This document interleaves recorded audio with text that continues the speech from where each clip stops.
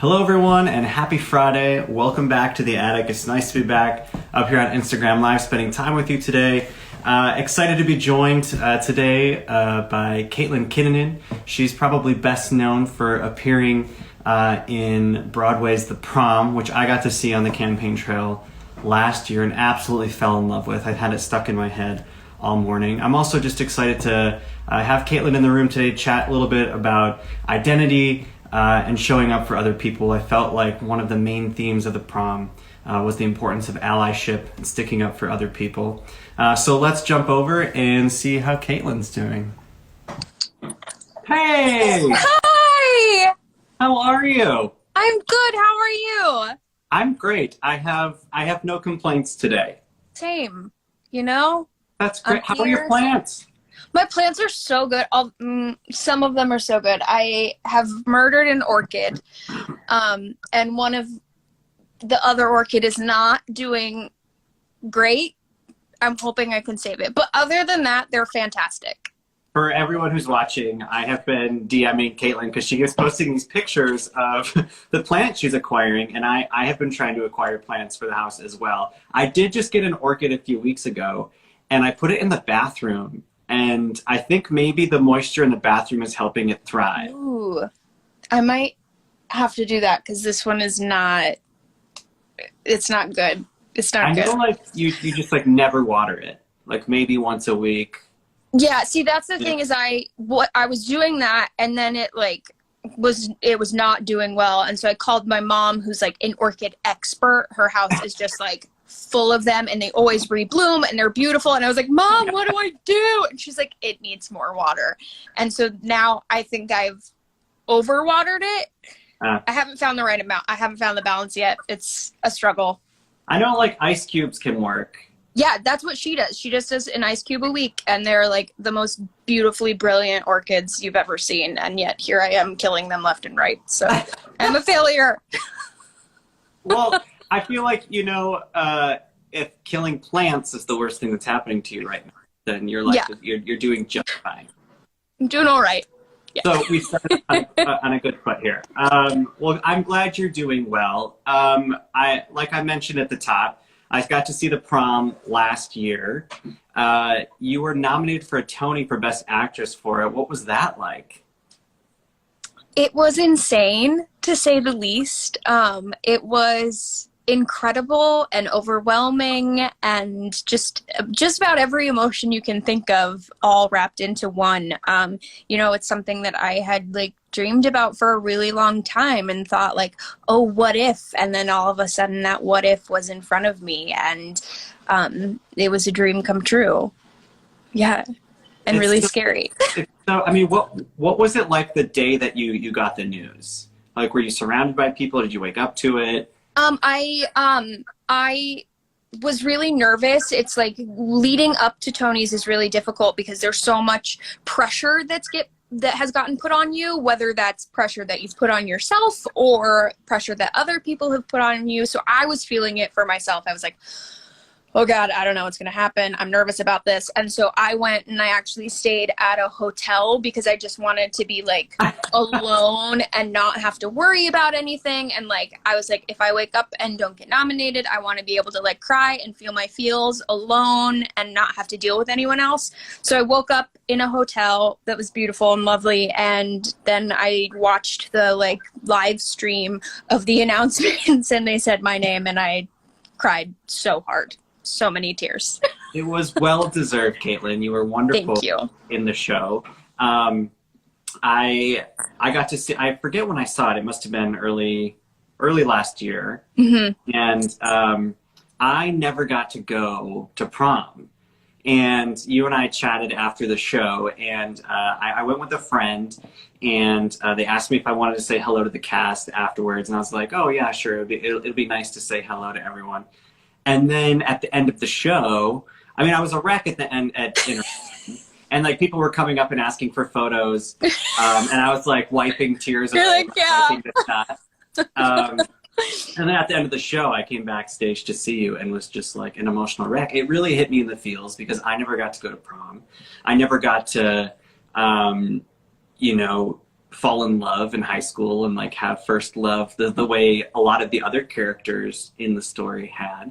Yeah. And I was surrounded by a lot of people in the audience as well who I felt like had similar stories. I was watching a group of young people who were there, and I'm just wondering what kind of stories were being told to you at Stage Door, because it's such an emotional show. People must have been sharing similar stories with you. What was that like? It was incredible, and one of the most incredible things is that we still get those stories shared with us.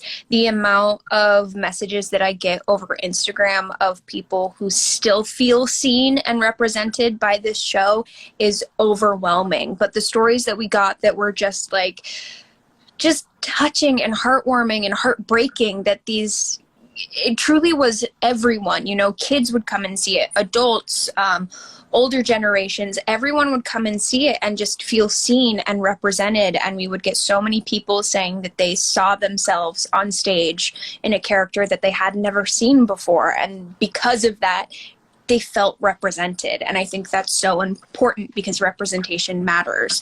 And the stories we would get of just kids being like, I haven't come out yet. I'm still figuring out my sexuality. This has given me courage to figure out who I am and talk to my friends about it. Or the people who would say, oh, I came out to my parents and it went really badly, but this gives me the support I need and the courage to reach out to other people.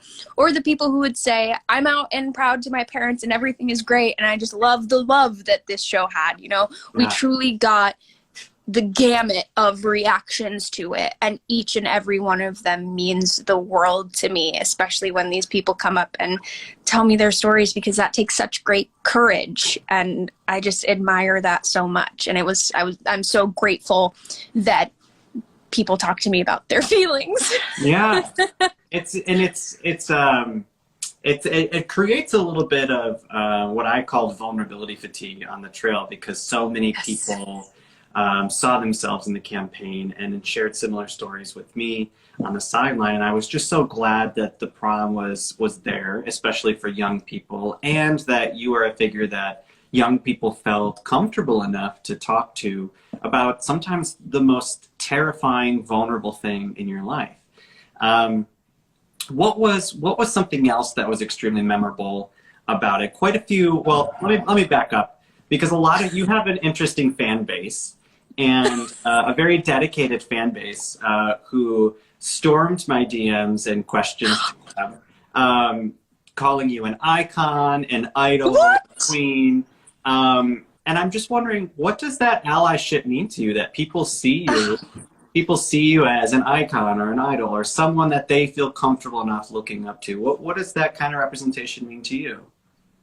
It's a lot, but I think the overall thing I feel with all of that is just empowerment, and it gives me the courage to keep going and keep being honest and truthful with both myself and with other people. It's something that the prom in general taught me, which was amazing, that it instilled in me self-confidence, and it told me I am enough. I can be my own person and be who I am, and no matter what that is, it is okay. And so because I got put in this on this small pedestal with the prom, I've really been able to shout that and embody that, and it's been cool to be this open and honest person and have people see that and respond to that and then be like, you're an icon. And I'm like, I'm not, but thank you. I feel like it's a huge responsibility to uphold this standard of honesty with people. And I'm really happy that I get to be in a position of truth telling where people can listen and respond to it. It's huge. Absolutely. And weird and crazy. And you mentioned something about I am enough. Your character, especially Emma in the story, starts out one of the first songs I'm gonna go there. Starts out one of the first songs saying, "Note to self, don't be gay in Indiana." Yes. Which I took mild offense to, but also I'm joking.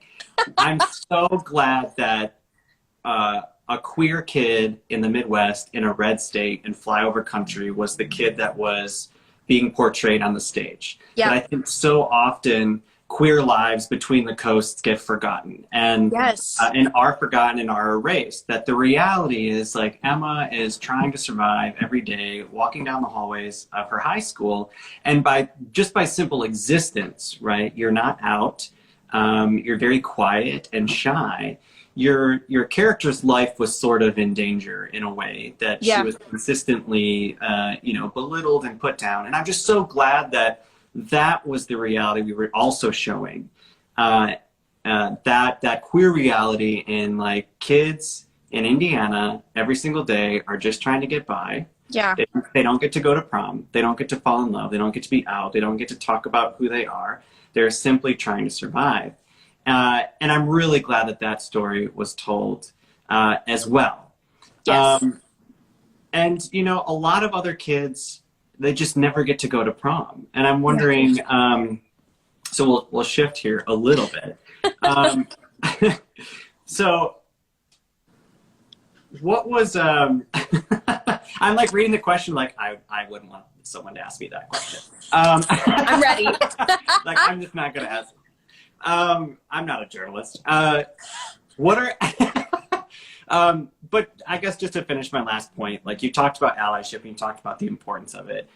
There was also a character in the show, what was her name? Mrs. Green. Mrs. Right? Green, yeah. Yeah.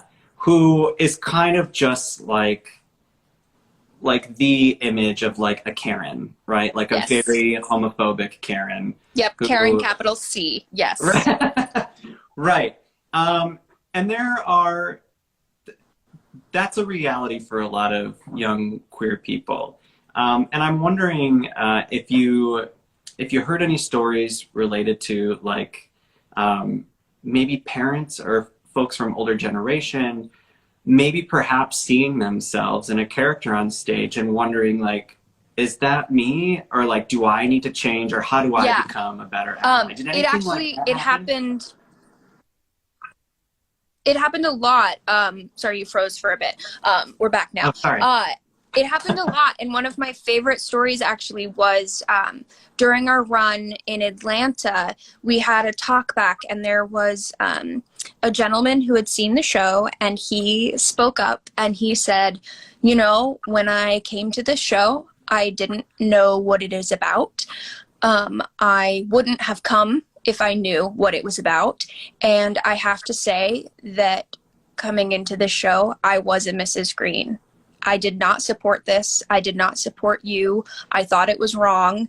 And having seen this show, I am changed. And I now realize my mistakes and see that you are just people trying to get by the best you can. And he's just said thank you for enlightening him. And we had so many people like that. And Courtney Collins, who played Mrs. Green in the show, both in Atlanta and on Broadway, got so many responses like that. And her fan reaction was so cool because she had all of these kids coming up to her being like, I wish my mother could be like you, and change her mind.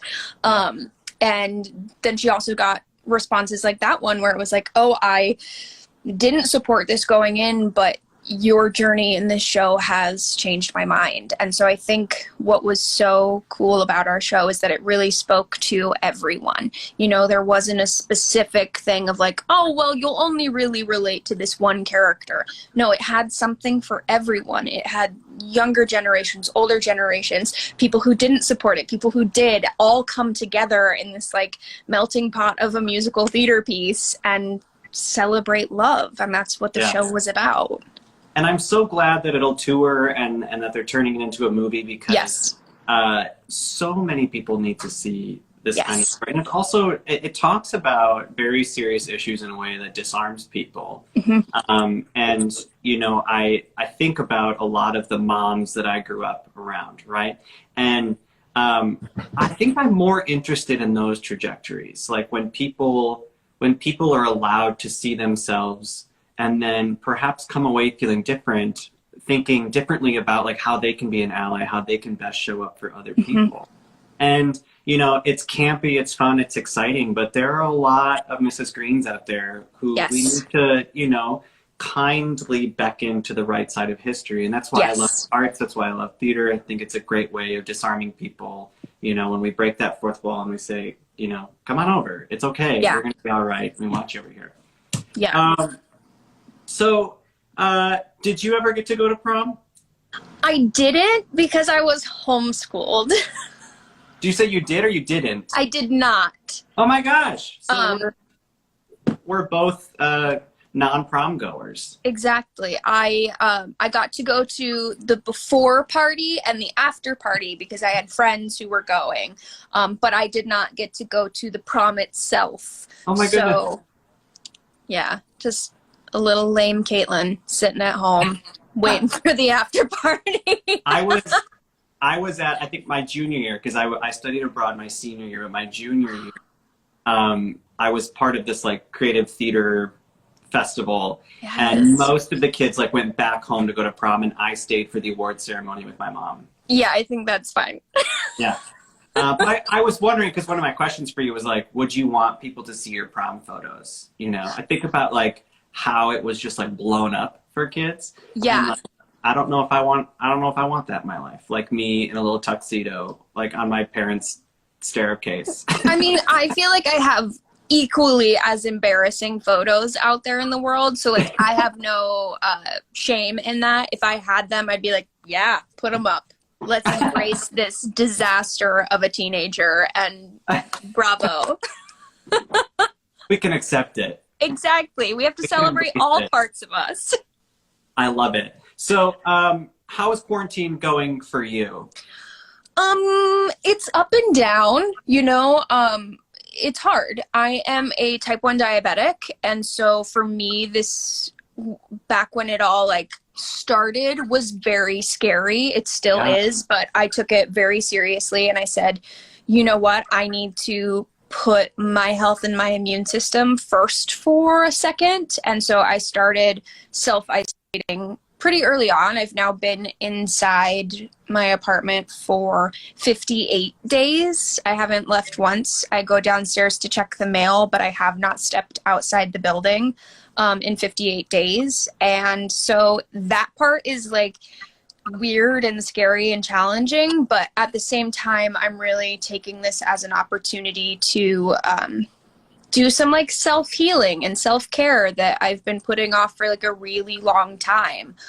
So I'm doing yoga and meditation and enjoying my plants, and not today, but when it's sunny, the sunshine, you know, and I'm trying to take care of me and also other people by practicing safe social distance and all of that. Thank you. Yeah. It's weird. I appreciate that. I have started to get the groceries delivered more. Yes. And yesterday I went out, and it was like, I just can't with some people, you know, like no masks, like walking around doing their thing, and then like treating sales clerks like poorly because like they're trying to ask them to follow social distancing. And I came home and I told Pete, I was like, you know, I used to love running errands. You know, I'd get like my Starbucks. I'd like go to TJ Maxx, like browse the candle section. Yeah. And yesterday I was like, oh, people are exhausting me. People are exhausting. Yeah, watching. Period. Just end sentence. I've been going out on my fire escape, which I now lovingly call my patio. So I've been going out on my patio and just like sitting and watching people because it's all I have to do. And the amount of people who are not wearing masks or are wearing them incorrectly or are not practicing social distancing and just like completely unaware of the other people around them is astounding, and it's heartbreaking, and it makes me very angry, especially because it's like I have a compromised immune system. I cannot protect myself from other people, and so it feels like a slap in the face when others who do have like strong immune systems are like, I'm fine, I don't need to wear a mask, it's all good, we're not gonna get it. And it's like, but you don't know that, You don't know. Right. So let's protect everyone and ourselves at the same time and take this seriously and practice caution so that we don't make it worse. Honestly, you know, I'm struggling with some people like not realizing how privileged they are, that like I'm just asking you to stay home and watch Netflix. Like that's all. Like you can get your groceries delivered, or like don't take the whole family to the grocery store. Yes. I went to the grocery store. It was probably 2 weeks ago by now, but this entire family was there, like 8 people in the dairy aisle in their pajamas, just getting Ben and Jerry's. Like not even grocery shopping. Like they all went on a Ben and Jerry's run, and I was like, yeah, what are you doing? You know, there are people out there who are dying because you're making these kinds of decisions. Exactly. And I mean, you're in New York, so you're just watching. You're watching that on a much larger scale than I am. You froze. What did you say? I said you're in New York, so you're like watching this on a much larger scale than I'm like here in my cozy attic, just, you know, Uber Eats.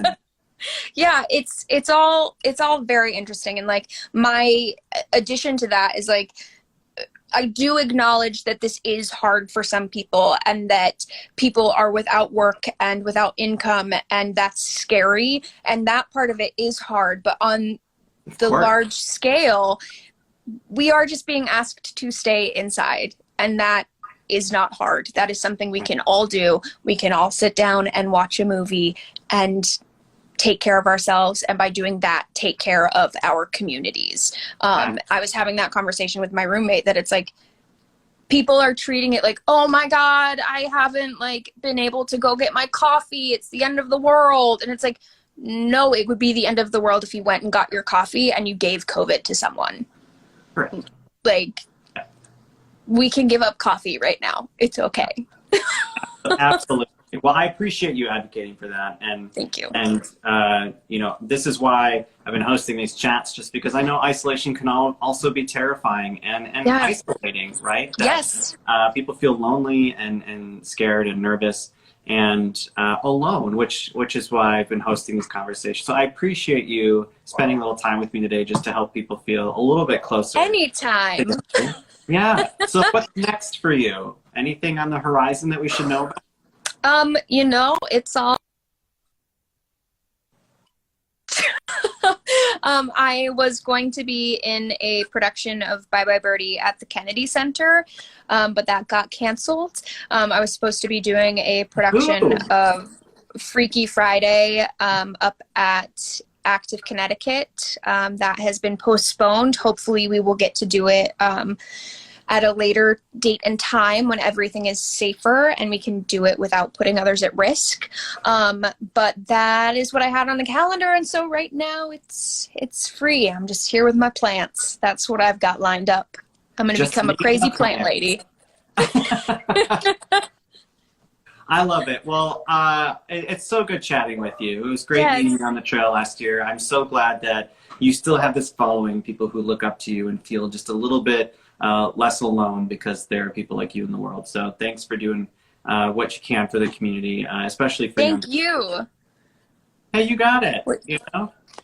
Teamwork. Doing our thing. High five. Exactly. High five. Well, take care of yourself. Hello to the roommate, and enjoy the patio. I will. Thank you so much. All right. We'll see you soon. Bye. Bye-bye. Thanks, Caitlin. Thank you, everyone, for joining in. Thanks for always, as always, submitting your questions.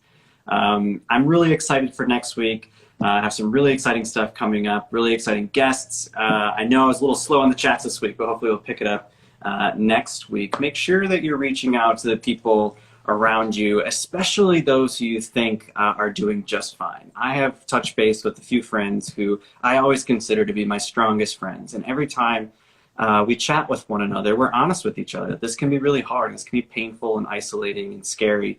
And so, as the saying goes, check in on your strong friends too. Sometimes just a little video message you can send them, or you know, organize a cocktail party on Zoom. But even though we have to be physically apart, it doesn't mean we should isolate from one another socially. We can still see one another over Zoom or FaceTime. I know I love going on long walks and calling mom and calling friends and taking Truman for a walk and just trying to touch base with as many people as I can. And also, snail mail is really cool. So write a friend a card. I see people like Karen who's commenting in the comment section that she's elderly and she feels lonely. You know, think about the people in your life who you could take maybe just an extra 10 or 20 minutes to write a card to, and check in on them. It's always nice to see you here in the attic, excited for next week. Take care of each other. Remember to call your mom, and we'll see each other soon. Be well.